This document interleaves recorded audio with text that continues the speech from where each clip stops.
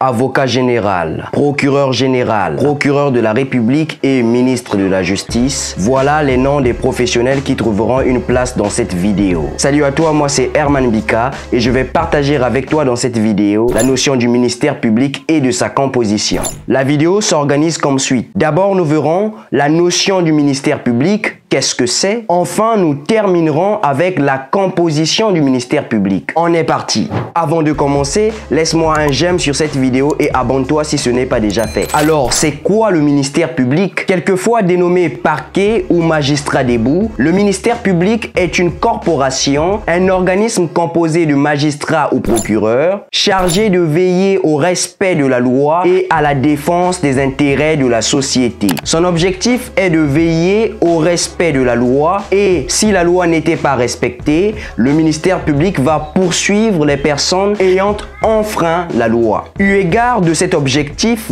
c'est le ministère public en matière pénale qui poursuit les personnes soupçonnées d'avoir commis une infraction, qui mène les enquêtes, qui traduit ces personnes devant des juridictions de jugement et qui prend des réquisitions, qui accuse ces personnes et qui réclame l'application de la loi pénale au cours du procès. En matière civile, le ministère public n'est là que pour donner son avis sur l'interprétation de la règle de droit. Le ministère public est composé des professionnels différents selon la nature de la juridiction.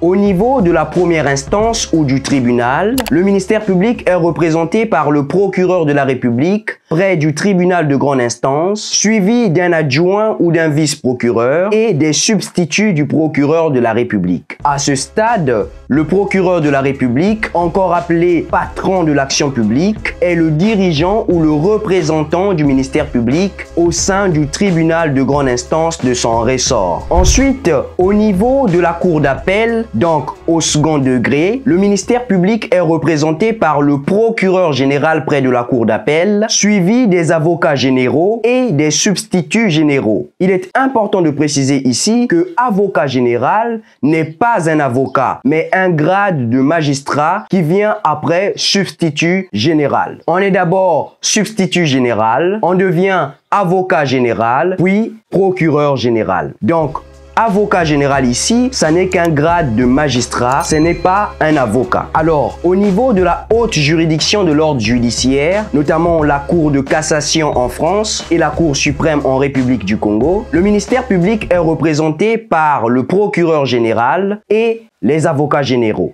Enfin, le ministère public est chapeauté ou dirigé dans son ensemble par le ministre de la Justice ou garde de Sceaux. En un mot, le garde des Sceaux ou ministre de la Justice est à la fois représentant national du ministère public et supérieur hiérarchique du procureur général près de la Cour de cassation, lui-même supérieur hiérarchique du procureur général près de la Cour d'appel, lui-même supérieur hiérarchique du procureur de la République près du tribunal de grande instance. Cependant, une question interpelle notre esprit, celle de savoir comment se fait-il qu'une autorité politique, membre du pouvoir exécutif, soit le dirigeant national d'une corporation relevant du pouvoir judiciaire. Où est alors la séparation des pouvoirs?